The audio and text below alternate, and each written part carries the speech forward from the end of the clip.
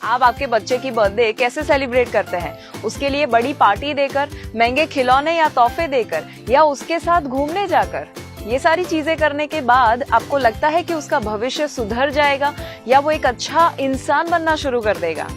Smart parenting के इस episode 3 में हम वही बात करने वाले हैं कि कौन सा बेहतरीन या सही तरीका है बर्थडे को सेलिब्रेट करने का जो आपके बच्चे की लाइफ बदल के रख देगा। Hi, I am Shivangi Desai, I am a parenting coach.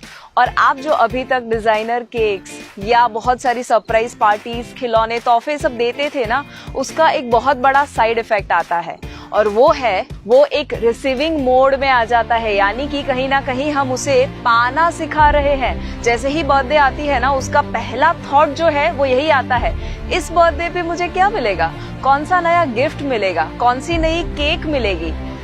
कहीं ना कहीं वो एक्सपेक्ट करना शुरू कर देता है। 7 नुकसान होते हैं जब वो बच्चा रिसीविंग मोड में आ जाता है। सबसे पहला, जैसे मैंने कहा, एक्सपेक्टेशन बढ़ जाती है।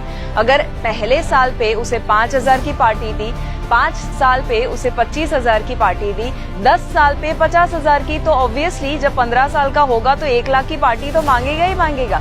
या 1 साल की उम्र पे उसके लिए खिलौने दिए, 5 साल की उम्र पे उसके लिए हॉट व्हील्स दिया या बारबी डॉल दिया, तो 15-20 साल पे वो आईफोन का एक्सपेक्टेशन तो करेगा। कहीं ना कहीं हम उसे सिखा रहे हैं कि कैसे एक्सपेक्टेशंस को बढ़ाना। दूसरा, जिद करना वो शुरू कर देगा कि मुझे ये चाहिए, वो चाहिए।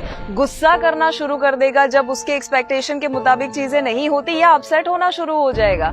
या उसके साथ साथ 2 डी ऐसे हैं जो डेंजरस है उसके लिए, और वो है डिमांडिंग। वो डिमांड करना शुरू कर देता है कि मम्मी मुझे तो बारबी डॉल ही चाहिए, मम्मी मुझे तो ये वाला साइकिल ही चाहिए। या वो डिपेंडेंट रहता है उसकी खुशी के लिए दूसरों के ऊपर। जिस दिन उसे ज्यादा विशेस नहीं आते हैं या तोहफे नहीं आते, उस दिन वो थोड़ा सा परेशान हो जाता है। या उसी के साथ साथ जो सबसे बड़ा नुकसान होता है ना, वो सेल्फिश बनना शुरू कर देता है।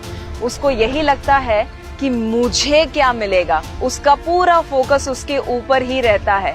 और उसी की वजह से वो जब बड़ा होता है ना, तब जो 2 भाइयों के बीच में प्रॉपर्टीज के लिए झगड़े हो या कोई भी बात के झगड़े हो, या तेरा या मेरा वो जो माइंडसेट आ जाता है, वो शायद इसी का नतीजा हो जाता है। अगर आप चाहते हैं कि आपका बच्चा ऐसा बिल्कुल भी ना करे और हमेशा अच्छी क्वालिटीज को अपने साथ रखे, तो एक बहुत इंपॉर्टेंट चीज करनी है, क्योंकि उसका बर्थडे जो है साल का सबसे यादगार दिन होता है। उस दिन वो जो करता है वो उसकी लॉन्ग टर्म मेमोरी में फिट हो जाता है और वो उसके धीरे धीरे संस्कार बनने लगते हैं। तो अच्छे संस्कार देने के लिए सबसे बेस्ट तरीका अगर है तो उसकी बर्थडे के दिन उसको कोई ना कोई एक्ट ऑफ काइंडनेस करवाइए। एक्ट ऑफ काइंडनेस का मतलब क्या होता है? उसका मतलब है आप किसी ना किसी को जब मदद करते हैं, किसी की सेवा करते हैं। यानी कि अगर मैं खुद का एग्जाम्पल दूं, मैं जब छोटी थी तब मेरे मम्मी पापा मुझे हमेशा हर बर्थडे के दिन ऐसी जगह पर लेकर जाते जहां पर मेरे हाथ से कुछ ना कुछ डोनेट करवाते। वो हो सकता कोई ब्लाइंड स्कूल या डेफ एंड डम्ब स्कूल या ऑर्फनेज यानी कि अनाथ आश्रम, वृद्धाश्रम, गरीब बच्चों के वहां लेकर जाते और मेरे हाथ से स्टेशनरी या तो कोई चॉकलेट्स हो सकता है, खाना हो सकता है, ऐसा कुछ ना कुछ डिस्ट्रीब्यूट करवाते। और उसकी वजह से आपको नहीं लगता कि वो जब आप करते हैं तो आपके बच्चे के अंदर ग्रेटिट्यूड यानी कि आभार होना, उसकी भावना आ जाती है। उसको यही फील होता है कि वो कितना लकी है, उसके पास कितनी सारी चीजें हैं। जब वो गरीब बच्चों को वो पेंसिल का बॉक्स देता है ना, तब उसे ये फीलिंग आता है कि यार सामने वाले के पास तो एक पेंसिल तक नहीं है और मेरे पास तो कितनी सारी चीजें हैं जो मैं इस्तेमाल कर सकता हूँ। तो उसे यही फीलिंग आता है कि वो ब्लेस्ड है। आपको वो थैंक यू बोलेगा, भगवान को थैंक यू बोलेगा, या उसी के साथ साथ वो कंप्लेन करना ही बंद कर देगा, क्योंकि वो वही देखेगा कि यार जो जिसको मैं बांटने को गया था चीजें, उसके पास तो ढंग के कपड़े तक नहीं है, चप्पल तक नहीं है, और अगर मेरे पास इतनी सारी चीजें हैं तो मैं कंप्लेन कैसे कर सकता हूँ। तो आपके बच्चे को बर्थडे के दिन एक गिवर बनना सिखाइए। और यही बात को आइए हम एक छोटी सी कहानी के द्वारा समझते हैं। एक बार एक इंसान स्वर्ग और नर्क का फर्क देखना चाहता था, तो वो सबसे पहले पहुंच गया नर्क में। वहां पर जाता है तो चौंक जाता है, क्योंकि वहां पर 56 भोग रखे गए थे, बहुत अच्छा माहौल था।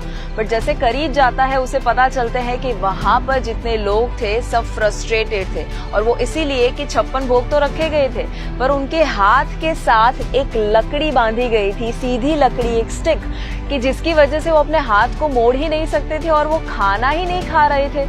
और इसीलिए वो सभी लोग फ्रस्ट्रेटेड थे, क्योंकि सभी स्ट्रगल कर रहे थे कि कैसे वो हाथ मोड़े और वो खाना खा सके। अब वो जाता है स्वर्ग में। स्वर्ग में भी उसे सेम माहौल दिखता है, 56 भोग रखे गए हैं। तो वहां पर करीब जाता है, देखता है कि उनके हाथ के साथ भी एक लकड़ी बंधी हुई थी, बट फिर भी वो सभी लोग खुश थे।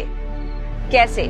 क्योंकि वहां पर सभी एक दूसरे को खाना खिला रहे थे, और इसीलिए वो सभी सामने वाले के बारे में जब सोचते हैं, गिविंग के बारे में जब सोचते हैं, वहीं पर उनका स्वर्ग बन जाता है।